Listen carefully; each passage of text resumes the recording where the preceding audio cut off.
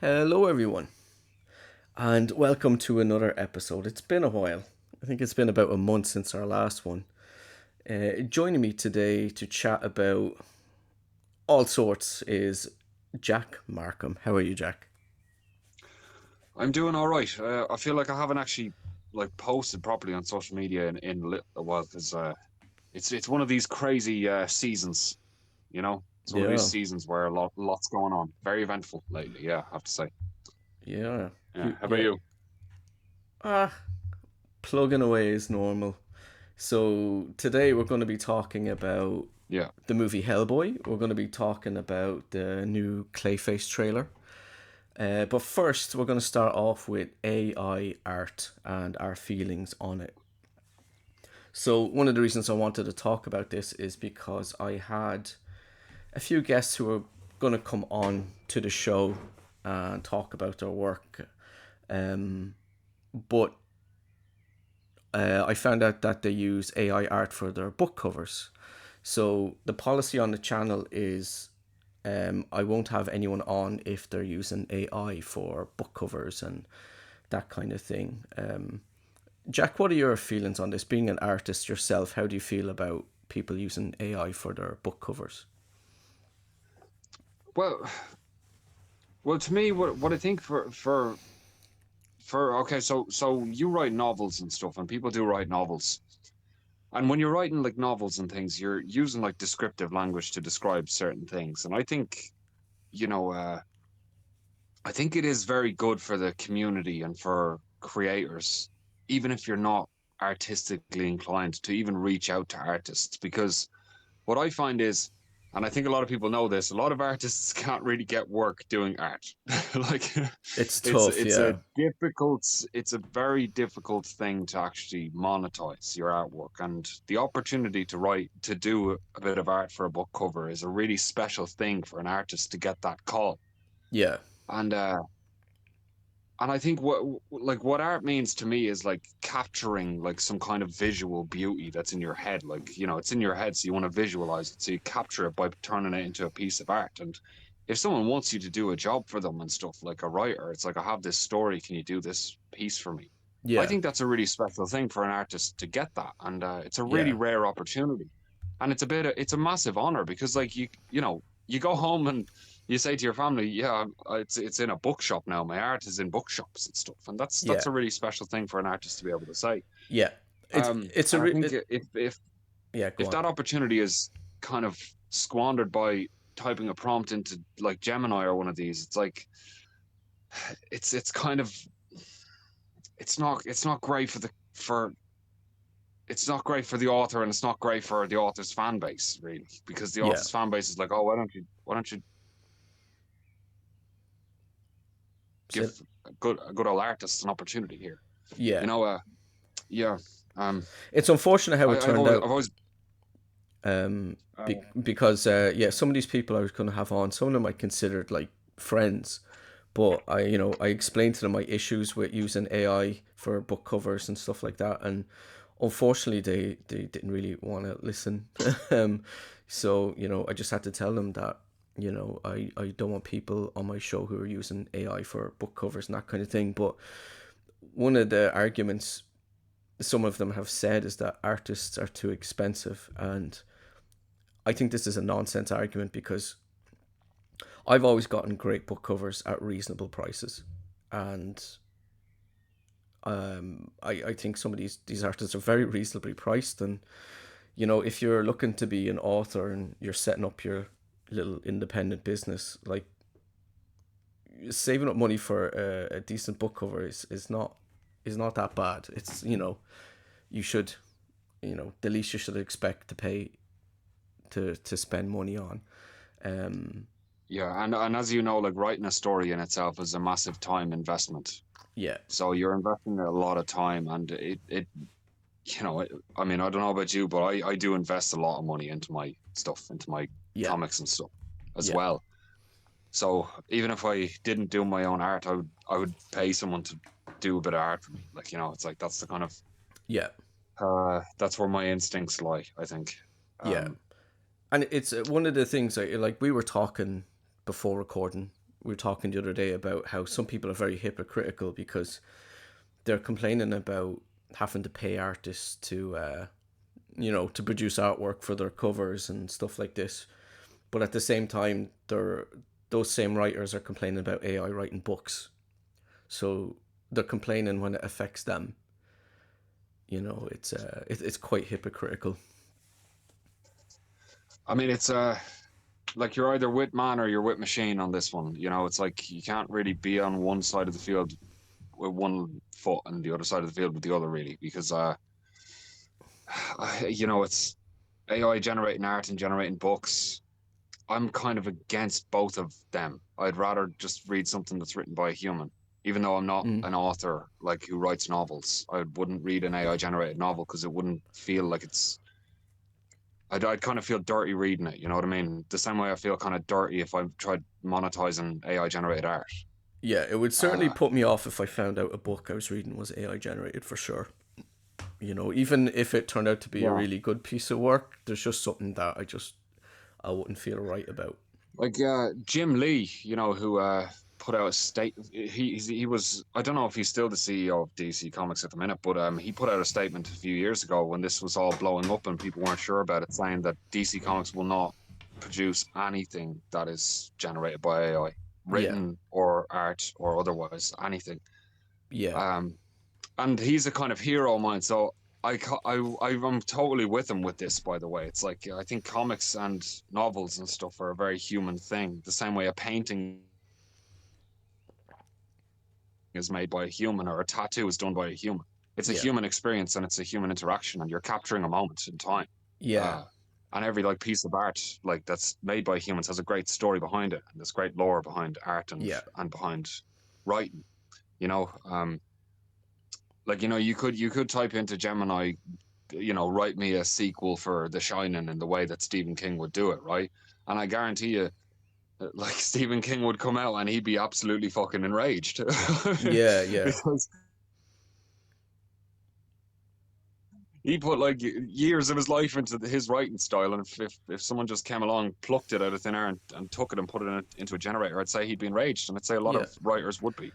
yeah. Um, And Personally, I would feel dirty if I tried to monetize anything that was generated by AI. But yeah, that's me as a creator.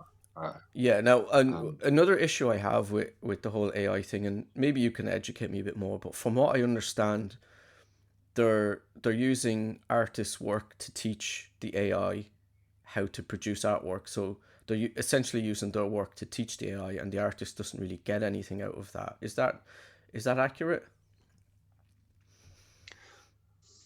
Sorry, say that again. Say your question again. So I they're didn't catch it. they're using artists' work to teach the AI how to produce art, but those artists Okay. don't get anything Okay. out of that Right. themselves. Is that true? Is that accurate? There was a controversy I heard about a while back, and I think it was a Snapchat filter that was turning people's selfies into the style of Studio Ghibli. And a lot of the people who worked in Studio Ghibli, like it was a certain artist, his name is escaping me at the minute, but they were all like enraged over this filter even existing, because that's like thousands of hours of this man's life to perfect his craft, Yeah. and for it to be kind of used as a filter, like maybe it's a case of, you see, it's a bit of a gray area even for me, this one, because it's like, is the art bigger than the artist then, and this is certain people's use of it, Mm. so is it justified in that regard, or is it a kind of cheap bastard version of these amazing Studio Ghibli films that someone put thousands of hours in? Yeah. There are two sides of it, really. It But feels a little bit like ripping off someone else's work in a lot of ways. yeah, it's like if there was a filter on Snapchat or something, or one face in the style of Bruce Timm or something, I'll be like, nah, I'll just draw myself looking like Bruce Timm, because that's his style. I would feel Yeah. kind of wrong doing that. Yeah. Um, but then again, is it a case of like the art is bigger than the artist, and it's so big that it's out of his hands now? Like, isn't that the kind of, is that the finish line? Is that the finish line of your art style is that famous Mm. that it's beyond your control? Right. I don't know. It's a tricky one. Yeah. Yeah, so if anyone's Yeah. listening and they think there is a case for AI art, let us know. Let us know what your arguments for it would be. But as it stands right now, I won't have guests on the show. Oh, excuse me. I won't have guests on the show if they're using AI art. So that's my stance at the moment. Right. Next. No, I'm with you on that. I don't really I don't dig it. I think it's lazy. It's just pure lazy. And Yeah, and there's something just yeah. very soulless about it. And I some of my best experiences, because I started off writing comic books and little comic shorts and stuff like that. And some of the best experiences I've had were working with artists. And some of them are just super fucking talented, and some of them get paid fuck all. You know, as you said, it's hard to make a living. So go out there and And find a you proper can artist. probably speak to this because you've worked with multiple artists as well. It helps build your community, as Yes. an indie creator, because we all have our own little kind of cliques as indie creators. We all know people in the area, and it's good to know these people and work with them. And Mm-hmm. they want to do a good job. Because artists and stuff, an amateur artist wants to do a good job by you, so you recommend him to other people. Yeah. So you're getting followers, he's getting followers, and the art looks great. And it's like, yeah, so Yeah. pay an artist. Yeah. You'll be pleasantly surprised. Yeah. Yeah. And as I said at the start, I've always found artists that I've worked with very, very reasonable with their pricing. So oh, sorry, I just got a message on my phone. Just need to check it real quick. Okay. Nothing important. Sorry, folks. It was just a meme sent by someone. I apologize. Yeah, so that's our Sorry, stance. the host of the show just needs to answer his phone. He'll be back in a minute. Cut to ad break. Jack, you should have sang a little jingle or something. Oh, fuck's sake. No, I was just waiting until you came back so I could slag you. You should have generated a song with AI just to keep the show rolling. Right, so Um, I think we got our thoughts out yeah, on yeah, that specific topic, because people have asked me in person like what I think about all this and stuff, and that they're my two yeah, cents. I think art is a very human thing. It's capturing a moment and it's capturing beauty. And if yeah. you can make money off it, or if you want to give someone to make some art, it's always positive. Like unless the art is shite, like most artists will go and they'll fix it so it looks good. Mm-hmm. It's a very positive thing to hire amateur artists. It gets their name out there. Um, Mm-hmm. so yeah, don't use generators for your books, folks. Yeah, and my final word on it is that arguing that artists are too expensive, I think, is nonsense. I mean, And look, surely there's I think some a there lot of that are maybe out of your price range. Maybe just like some of them are like hyper famous, and you just can't afford those type of dudes. But there's a lot of artists I know who have done work for me that I would happily recommend to people, and they're not going to break your bank. Like just look around. yeah, and look, if you're struggling to find someone's style, reach out to other people in the indie community, and Mm, we all kind of know each other at this point. We know each other's kind of styles and stuff, so yeah, it's not exactly. impossible to find one. Yeah. Yeah. All right. Up next, we're going to talk about a wee movie called Hellboy from 2019. Jack, Yeah, you have just finished this movie today, I was it? literally just finished it about 10 minutes ago. Yeah. um, right, we'll give a little broad thing before we get into any spoilers. Um, so overall, without giving any kind of spoilers, just briefly, would you recommend people watch it before listening to our thoughts on it? Would I recommend it? Okay, if you watch the first two Hellboys, and as you know, Stephen, in the first one, they kind of tease the fact that at some point he's going to take over humanity and all that, and you're waiting for that to happen. Mm-hmm. Um, do I recommend they watch this one? To be honest, I don't think I can really because it's like it has all the ingredients to be Hellboy 3, but it's not Hellboy 3, Yeah. It's like its own sovereign thing, even though they try to Look, I'm gonna let you go because I want to get my head straight about this Yeah, because do you I know what? literally just did watch it. Yeah, we'll Mm. we'll get into it in more detail in a second. Yeah, I'm kind of there as well, So where I can't wholeheartedly recommend this. I think there's too many issues with it, but there are some positives that we'll get into as well. So, yeah, um, there's a lot of fun moments. Like there's a lot of kind of funny what the hell moments. Like but yeah. So, all right. So from here on out, there'll be spoilers. So we'll start off by giving a plot summary. okay. So, do you know what? I can't pronounce the villain's name. Nimue, is that correct? Nimue, yeah, Yeah, yeah, by played by Mila Jovovich from the Resident Evil movies. yeah. We'll get more into that in a second. So, evil blood queen Vivian Nimue unleashes a plague on England until King Arthur thwarts her with the help of Ganidia, a member of her coven. I don't know if I said that correct at all. Arthur uses Excalibur to dismember her and hides her remains all across England. And there's a evil baddie warthog fellow who I quite like, who's collecting her body parts to put her back together again. Yeah. Yeah, so that's the general plot. Um, so yeah, there's a little bit more to it, but that's Your generally it. mate, the warthog fella, looks like he came straight out of one of those Narnia films that came out years ago. Yeah, Because like in the Lion the Witch the Wardrobe movie, there's like warthog lads that look exactly like him, and I was like, did yeah, they yeah, just take that from that studio? yeah, yeah. Is that the same CGI monster? Do you know what? He was by far my favorite character in the movie. Do you know what? Right, I actually didn't mind Nimue. I thought she was fine as a villainess. Like Nimue, I was expecting to be disappointed by her, but like she was actually fine. Like Mila Jovovich is a very good actress, and I think she played it okay. I think she played her Um, well. I think she's a good villain. I'd like to see her play more villains. She's got a very intimidating face. um, but mm, I think overall the main villain was very dull for me, and there's a lot of like typical villain talk and villain dialogue, and I didn't think there was anything really interesting about her character. Would you agree? What would you say?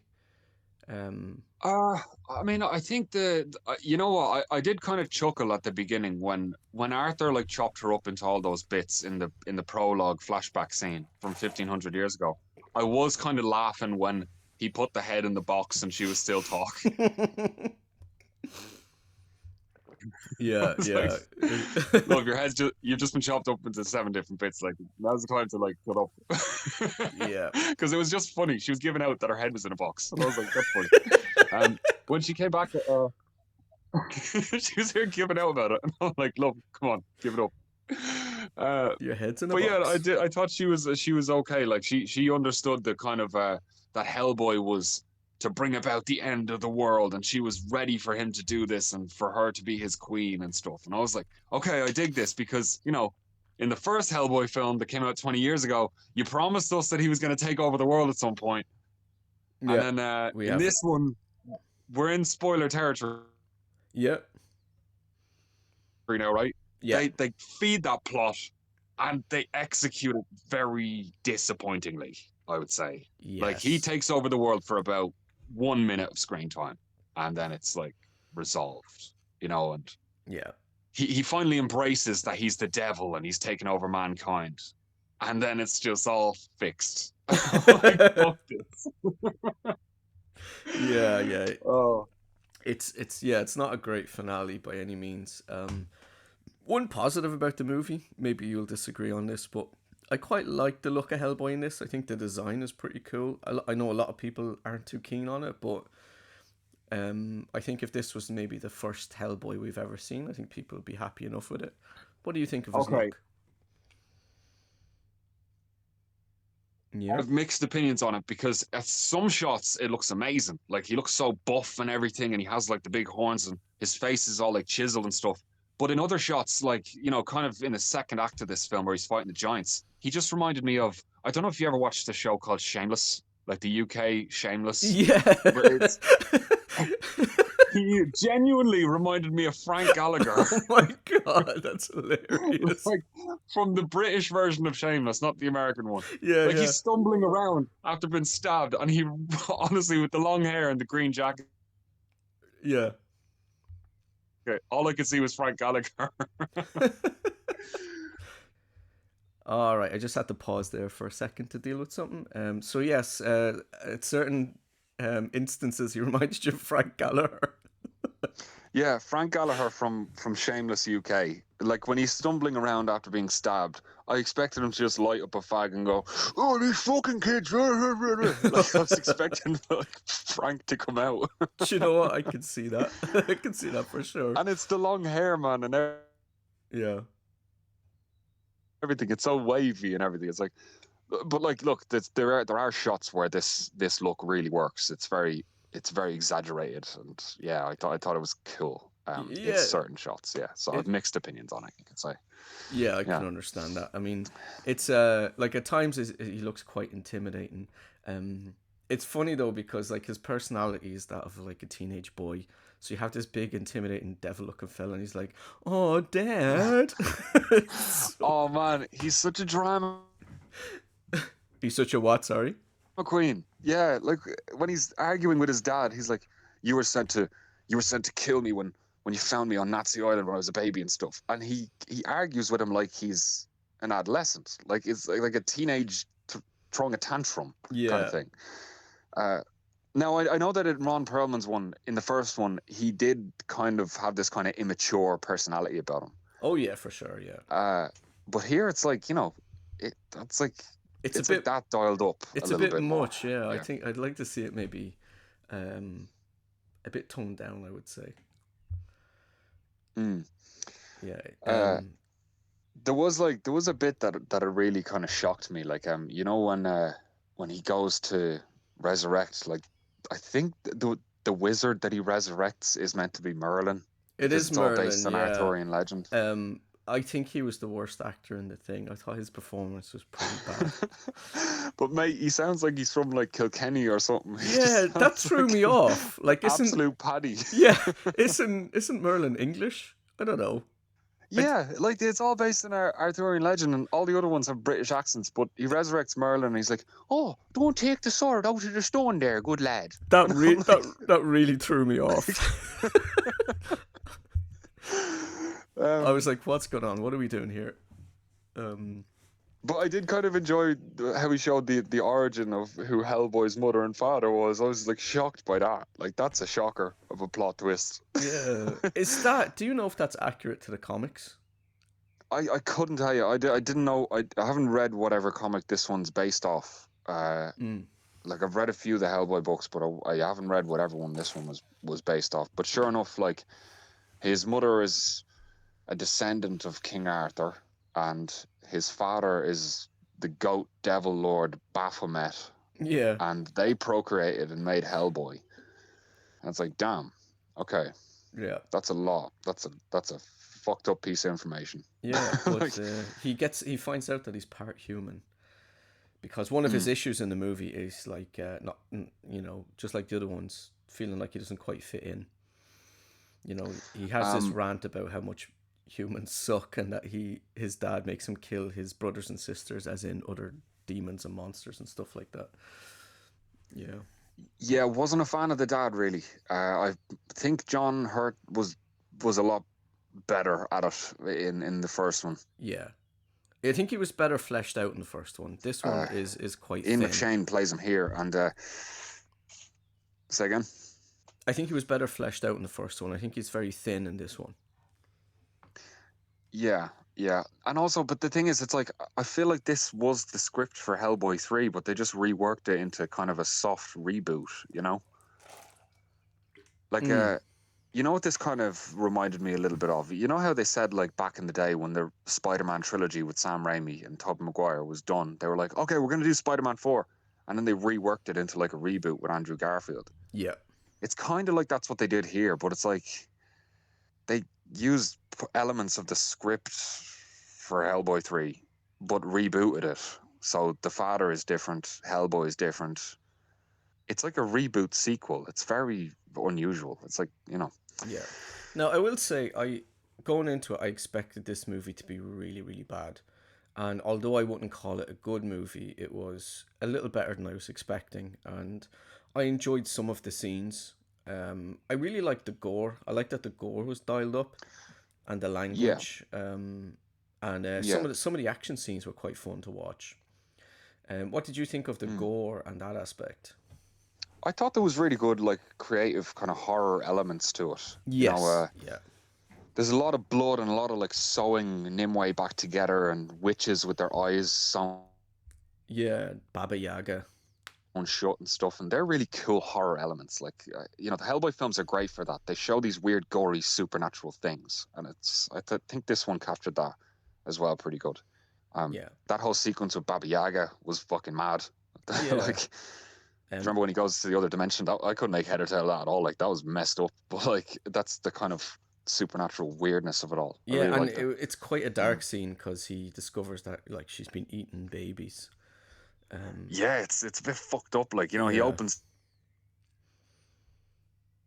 the It's, bowl and there's a little tiny set of ribs in there, and yeah. it's like Jesus. And she goes, So "Oh, it's only human mm, babies." Like Jesus I Christ. know. So I've actually a few things to Yeah. say about that scene. So I'm going to lead into it with this. So, um, Okay. I think it's not a very good story, and I don't like how the plot progresses in some instances. So, for example, that scene with Baba Yaga. So they need to find out where the main villain is, and then Baba Yaga just shows up and says, "I can tell you," as in Hellboy, where the villain is, Nimue. And I'm not a fan of how certain things are connected in this movie. But I do. I quite like the scene in isolation, not necessarily how it connects with the other scenes. Mm. It's quite a good horror scene, I would say, and I liked how she moved, and I liked the performance of her. Um, Yeah, there's kind of a bit of a series of random events that kind of lead into each other in this one. yeah, I mean, Like, there's a bit in it, I think, in like at the beginning of the second act where he's on a horse with a bunch of other dickheads on horses, and they all have proton packs, and one of them has a moose on his head, and then the fella with the moose betrays him, and then they all get proton killed, packs. and he fucking gets stabbed and thrown in a river, and he gets out of the river, and then a bunch of giants show up, and he fights them, and it's a series of random events. Like, It's almost as random as your life. yeah, yeah, man. I mean, I can can't tell you all about series of random events. Yeah, Yeah, yeah. So uh, the plot is a it's quite sloppy. It's a little bit all over the place, and writing is all about problem solving. So the problem is how do our main heroes find out where the villain is? Solution: Baba Yaga just shows up and says, "I can tell you." I don't like it, but in isolation, I think that scene's pretty neat in some ways. But yeah, I quite like that scene with the three giants. I like that fight scene. I thought it was mm. pretty good. It was pretty entertaining. Yeah, it was pretty wacky. Like, Yeah. it's kind of, you see the scene with the three giants and the Hobbit, and all the dwarves and all go into battle with them, and that all makes sense. But in this one, Hellboy just fucking messes them all up. But Yeah. it's good. There's good gore in it and all, and it's just fun action. It's not to be Yeah. taken too seriously, really. Yeah. I would say the special Yeah. effects throughout the movie are very uneven. Sometimes it looks pretty good, other times it looks not so good. Yeah, What there did was you one part of Nimue's plan that I didn't catch. It's like, because when they're in the woods and she has her army around her and stuff, and she goes, "I'm gonna build an army so we can and mm, all," yeah. and then cuts back to Hellboy with Baba Yaga, then goes back to Nimue, and all of a sudden she's infecting everyone with a virus, and I'm like, wait, what? Did I miss something there? Yeah. Yeah. Why are you infecting people with a virus? That doesn't make that. I don't know. That felt random. I was like, okay, her plan was to get an army and have Hellboy take over the world and be his queen and stuff. Yeah. And now she's infecting Britain with a virus. It's like, look, it's just, yeah, that didn't make sense to me. Uh, Yeah. why she changed the plan midway through. Yeah. I mean, it said at the start that she unleashed a plague across England. Is she like just doing the same thing? Like, Oh, right. Maybe I missed something there. Yeah. Could have been in. But like the thing is, the exposition is very quick fire. I don't know if you got this, but like the dialogue and all is very very quick paced. You know. Mm. Yeah. Another thing I just want to say about the Baba Yaga scene is that for the information she gives him, he has to give up an eye, but that never comes back into play. It doesn't resolve. Yeah. I mean, like there was a bit where he shot out Nimwe's eye, and then Nimwe's eye went back in her head. So maybe they were like, maybe they shot that just in case they needed Nimwe's eye. Maybe. I don't know. It Yeah. strikes me as a film that had like multiple cooks in the pot, in the kitchen. You know. Yes, yes. Um, Because I was expecting him to do something clever to get an eyeball or something. I don't know. I thought something would happen, but it just doesn't come into play at all. I would say uh, overall the dialogue in the movie isn't great. There's a lot of kind of quite bad dialogue. I like some of the stuff between Hellboy and his dad. There's some stuff there I quite like in terms of the dialogue. Not a whole lot, but some. what did you think of his team? I liked. Compared to, let's compare his team to, you know, the original Hellboy that we covered on the show, and let's see Yeah. if who would win in a fight, that team or this team. That's interesting. I know which team I prefer. Yeah. I think the Fire Lady alone would sway it. Yeah, I mean, like the cheetah fella is pretty cool in this one. But But she you're one who vomits out ghosts and then now sucks the vomit back into her body. That was fucking weird. that was wacky. Now, I initially when it first happened, I thought that's a pretty neat visual, nice visual way to do that. It's different, but when at the end, where now spoilers obviously, when it's Hellboy's dead father, and he's giving this kind of heartfelt speech to him, but he's coming out of your one's mouth. I'm like, it's very hard to take it seriously, because I'm like, that just looks Yeah, because you fucking just know weird. she's just there with her mouth open. And he's like this gunk connected to Oh, her. let's not forget what the other say again.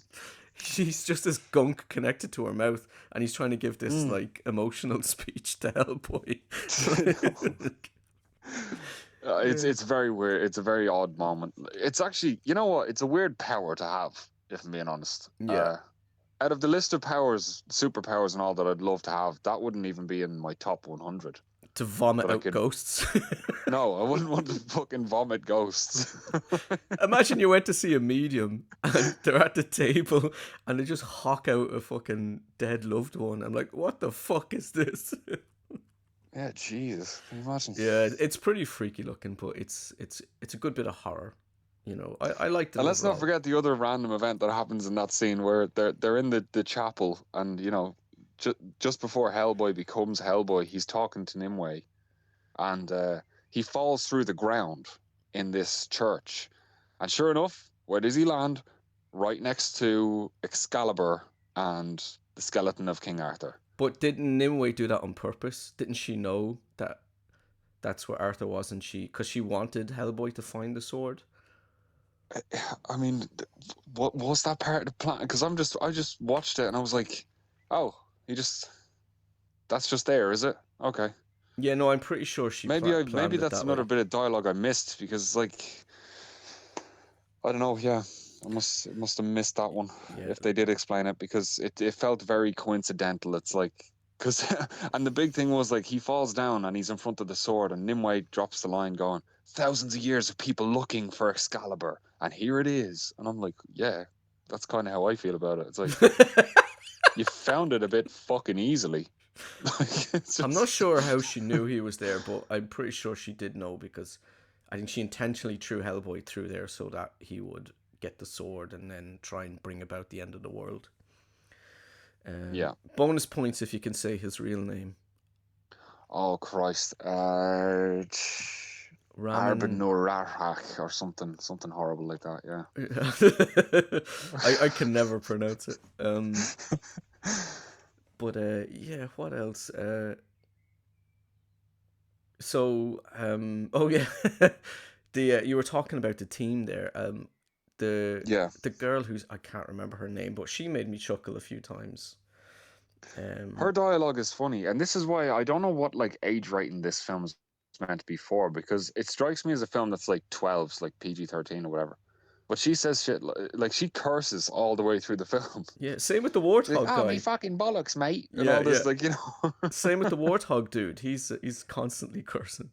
Yeah, in fact, a lot of them are. All of the characters just curse all the way through this, and it's like Yeah, maybe that's what got it the 15s rating. You know, yeah. maybe it's just all the bad language. Do you know what bit made me laugh out loud? Do you remember they were doing the backstory of like how the fairies replaced the baby with like a doppelganger, and Yeah, the warthog guy, and yeah. Hellboy puts the iron on him because iron is his weakness, and he starts to turn back into himself, this weird warthog child, and he says something like. He's like, "This is fucking child abuse. I'm a kid," or something like that, and he's trying to leg it off. It's so weird and funny. I don't know, you The know. bit that made me laugh in that scene was like the execution of Hellboy screaming up the chimney after him, and it's such a high, like, I don't know why, but it's like it's executed in such a way where it feels like a very high stakes moment. But he's literally, his head is in the chimney and he's like, "Get back here, you little shit," or something like this. And I'm like, this is just funny. This isn't. Yeah, I think there's They a tried to play few. it as a scary Yeah, moment, but I couldn't stop laughing. I thought it was really funny. yeah. There's a few um, instances where and a lot of movies do this where I think humor's put in very inappropriate places. You know, I wish they would have just toned down some of the quips and humor in some instances. But yeah, that bit made me laugh. I think it's his voice actor and the way he delivers it. It just cracked me up. Um, yeah, he was funny. The Warhawk dude was pretty funny when he was on screen. Like, yeah, I can't remember his name. He had a he pretty had a bit of character in him. he had a Uh, pretty I was very unfortunate surprised that death. that the cheetah fella got a flashback scene as well. I Mm. was like, oh, don't do a flashback for this guy. We don't need a flashback for I him. But know, I know. I felt I was watching this flashback going, this could have been summed up in a conversation, really, you know? yeah, because the Yeah. the film already felt a bit too long. Like I was struggling to stay engaged with it. I have to say, just because the writing wasn't like strong enough to keep me like fully engaged. So it was a bit of a struggle to kind of stay interested.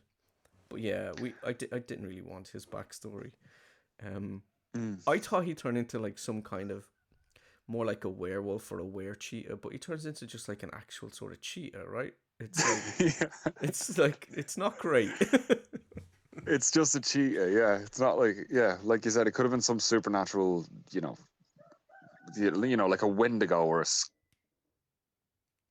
Or a what? Sorry. skinwalker or something fucking cool Yeah, like yeah, that, but it's like a cheetah, yeah.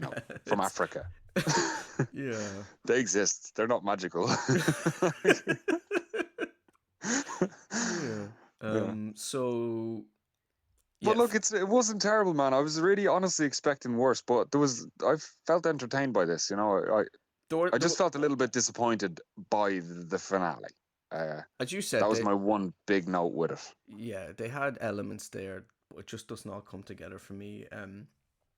I think they needed to do more with the character writing and dialogue for me to recommend this. And yeah, as I said, it was a bit of a struggle for me to stay engaged with it. Do you think Hellboy fans will have fun with it? Maybe they'd enjoy some of the action. I mean, I think so. I mean, if you like the first two films and you wanted to, check this one out, I would say that, yeah, if you're a fan of the character, check it out. Like, there's good action in it, Hmm. and Yeah, some of it is pretty entertaining. It's just the pace is kind of all over the shop, and when he takes over the world, it's very disappointing. That's the only thing I will say. yeah. Oh, do you need me to pause? Sorry, someone just rang me there. Do you want to keep going? Yes, please. Okay, sorry. Okay, it's 1-1. You answered your phone. Now I've answered mine. There you Let's go. continue. We call it a tie. Yeah. um, yeah, so I think overall I couldn't call this a good movie, but maybe you will enjoy some of those action scenes. What I Uh, will say is it's not the Flash level, yeah, I like we were talking about this. or it's not like Madam Web level bad. It's like a solid 3.5 maybe. I'd give it out of 10. Like, it's fine. I would give it a little Uh, lower, but I was expecting it to be on the levels of the Flash, but it's not quite that bad. There's like better stuff in here. You know, it's one of those movies where just like another kind of go around with the script and a few, you know, things here and there could have been maybe quite good, but you know, yeah, man, like even if Ron Perlman, right, wasn't up for doing Hellboy 3, and now I don't know if he was or not, and maybe that's why Hellboy 3 didn't happen. This guy's actually a fairly convincing replacement. Like at no point did yeah. I been like, oh, it's not Hellboy. You know what I mean? I was convinced by him I playing think Hellboy, you I know? think with better material, people would have maybe embraced him and thought, yeah, he's pretty good. But Yeah, I yeah, think the ingredients are here, but the vision of what this is isn't clear at all, really. yeah, yeah. I'd say overall it's a very weak movie, and I would not recommend it. Go watch the other two instead. But as I said, maybe if you're a really big Hellboy fan, you will enjoy some of the scenes, some of the action. But yeah. So There that's was it. another one that came out after this, by the way, if this one didn't do it for you, called The Crooked Man, I which is am based on one of the comics, and I've seen it, and it's pretty good. I enjoyed it. Yeah. I am actually quite excited to check that out. I like some of the stuff I've heard about it. Yeah, it's interesting because I read the comic and then I watched the Crooked Man, and I was like, this is pretty Hmm. loyal. Yeah, Yeah, it'll be yeah. interesting because we'll maybe cover that, and then we'll have done all the number ones. So the first Hellboy, then this is kind of the first and probably last of this Hellboy, and then the Crooked Man's its own thing again. So it'd be interesting to do all three and do a bit of comparison. I think we'd all know who'd be number one in the rankings. Let's be fair, We did kind of skip the Golden Army though. but that's a Uh, sequel. yeah, sure, Yeah, sure, gotcha. but You know what? Actually, one thing that did really been like, I was kind of like, fuck you to this film. Right at the end, right now we're in spoiler territory. oh Right yes, at the end of this, they teased Abe Sapien, which yeah, I thought was so stupid because he was like the main sidekick of the other two films. So we know who Abe Sapien is. I don't like when films do this. It's like they tease the character that should have been in the film but wasn't. You know, yeah, yeah, I don't know. I thought that was such a like they could have teased anyone. I was like, oh, they're gonna tease like the Grim Reaper or something or yeah, some mad fucking crazy shit. But it's Abe. It's like Abe. yeah, Abe was just in the other two films. We know who he is. yeah. That's not a teaser. That's like Mm-hmm. doing fucking five Wolverine films, then teasing him at the end of the fifth one. You know what I mean? It's like we know who it is. Yeah. Yeah. And Yeah, as a side note, the lobster was in this as well. the lobster. The Nazi killer, the lobster, where he's in one of the flashbacks. Oh, that's right. Sorry. Yeah, they did give a bit of a brief Yeah. kind of rehash of the whole Nazi thing from Hellboy's origin, Yeah. and Rasputin made a little appearance as well. Yes. There was one Although I Nazi who looked like he can't was help wearing but those feel that, old 3D goggles, the ones you used to get in the cinema. He looked like he was wearing a pair yeah, of them. But I can't help but feel that Ron Perlman's film did that a hell of a lot better. oh yeah, Uh, yeah, yeah. for sure, yeah, So yeah. I think that's more or less it, really. I don't really have much else to say. Now, mind you, I just watched this like today, so that's my raw reaction, folks. Yeah, It has fun moments, but it's a bit disappointing at yeah. the end. So if any of the viewers have seen it, let us know what you thought. And would you like to see more of this particular universe of Hellboy? Right, so that's Hellboy. So up next, Jack, there was a pretty interesting trailer that came out, and it featured a wee character called Clayface. Yeah, Did you see the trailer? I watched it today. Yeah, watched it twice. So what's your reaction to this trailer?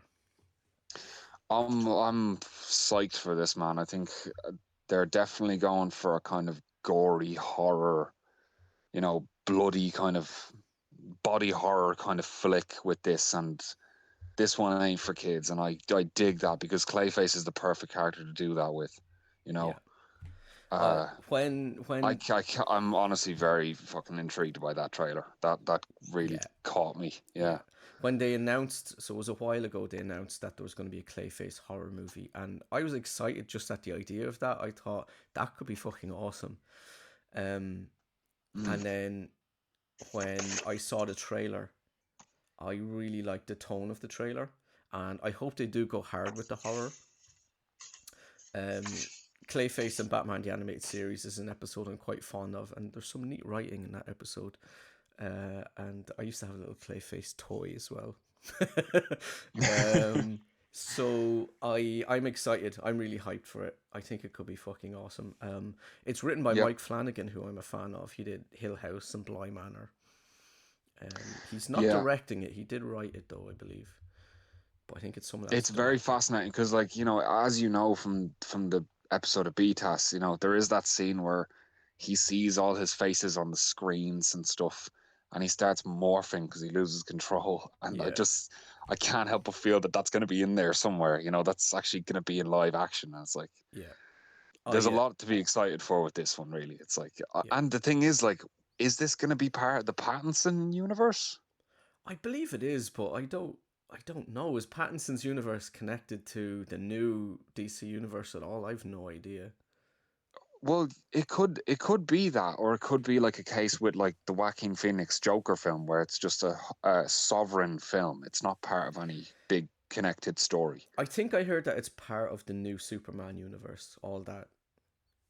But I think it's set quite a long time before then. I'm not 100% sure. If anyone knows, let me know. But I like the trailer. It just there's that close up of the bandaged Mm. face and him just staring, and then it cuts with these clips. And I thought it was pretty good. I thought it was a pretty good trailer, and yeah, I have to say I'm excited for this one. Yeah, I can't help but feel that like it's like because I never watched John Carpenter's The Thing until like about like last year when we were talking about it, and I stuck it on and watched it, and Mm-hmm. if it goes for that level of like weird, gory shit that happens, and that'd just be it just looks class, because in the trailer he's obviously a very famous actor, and Yeah. throughout the whole trailer he's looking directly at the camera, Mm-hmm. and like it stuff, and he's covered in bandages, and man, I've Yeah. Say that again. zooming in, and I'm very intrigued to see where this one. You just cut out there for a second. Can you repeat that? Oh, I just said I was very intrigued by the whole concept of the trailer. Yeah, I think the idea of a Clayface horror movie is a great idea, and I'm fucking hyped. Fingers crossed for this Mm. one. Yeah. And who So knows? It could work as like a sovereign story, and it might not even. We yeah, might not see this Clayface again. It could just be the one film, and that would be something special too. yeah. I I It's I I have a feeling it will be in the same interesting universe. how Batman villains are that good that they get their own films. I mean, yeah. I mean, what a You what know? a what a rogues gallery Batman has. Like Penguin got his own TV show. Like Yeah, the Joker has a film, Penguin has one, Harley Quinn has one. Like now yeah, Clayface is about to have one. yeah, Like Two Face could end up getting one. Like yeah, yeah. Wouldn't that he's be that good. awesome? Just a series of Batman villain stories, just movies just set on them, with without any like Batman or anything, just going through their origin, and it's pretty cool. Yeah, it's a good idea. I mean, like, well, they tried to do that with this Spider-Man villains, and we got movies like Morbius, so It's Morbin and time. Madam Web. It's Morbin time. You're just jealous because her mom was researching Oh no. spiders in the Amazon right before she died. Oh yeah, I mean, it's as you know, it's always been a dream of mine to research spiders in the Amazon. Yeah. Why do you hate me so much? Oh mate, I reckon on this show's 10-year anniversary we'll revisit Madam Web. What do you think? Oh yes, yes. I think it's going to be like a fan favorite. Right, Yeah. so that's it for today. I hope you enjoyed listening to this. If you did, give a like and don't forget to subscribe. Mr. Jack Markham, artist and writer, what are you working on currently, and where can people find you? Well, Pirate Hunter got picked up by a publisher, so that's about to go, worldwide in a That couple of weeks' time. that So is that's pretty fantastic. massive, and I haven't really talked about it online, but yeah, sure enough, it is being published professionally, and I'm pretty excited about that. I finished Triality issue 1, which is my first superhero book, and I'm going to self-publish that one in Ireland and make it kind of, an Irish exclusive for all my Irish fans who have been with me and stuff from the beginning. Uh, that's my superhero book that I've finished this year, and I'm a couple of weeks away from getting it out. It's all finished anyway. And recently, I've been doing a bit of traveling to do a bit of research for Pirate Hunter Book 2, and like that one, I just like it's massive. There's no other word to describe it. It's just a massive ass book. It's like, Yeah, it's the biggest project I've worked on so far, and it's a bit of a mountain, but I'm getting there. I'm getting there with it. yeah. And you can find all my work on Instagram at Tales of Centaverse or www.talesofcentaverse.com. There will That's where you be can find my a work. link to your website in the description. If you like your Thank you, sir. horror, if you like your horror, I'll have a link to my horror novel, Miles and Mary Ashbury, in the description too. If you like extreme horror that focuses on characters, I think you will like that. So go check all of that lovely stuff out. Thank you so much to Jack again, and we will be back again really soon. Hopefully, it won't be 4 weeks this time, but we'll we're not sure what we'll do next. But drop us a suggestion. What would you like us to talk about? I have a few ideas, and I'm sure Jack has a few ideas to throw at me. So we shall discuss. All right, folks. Until next time, take care of yourselves, and bye bye.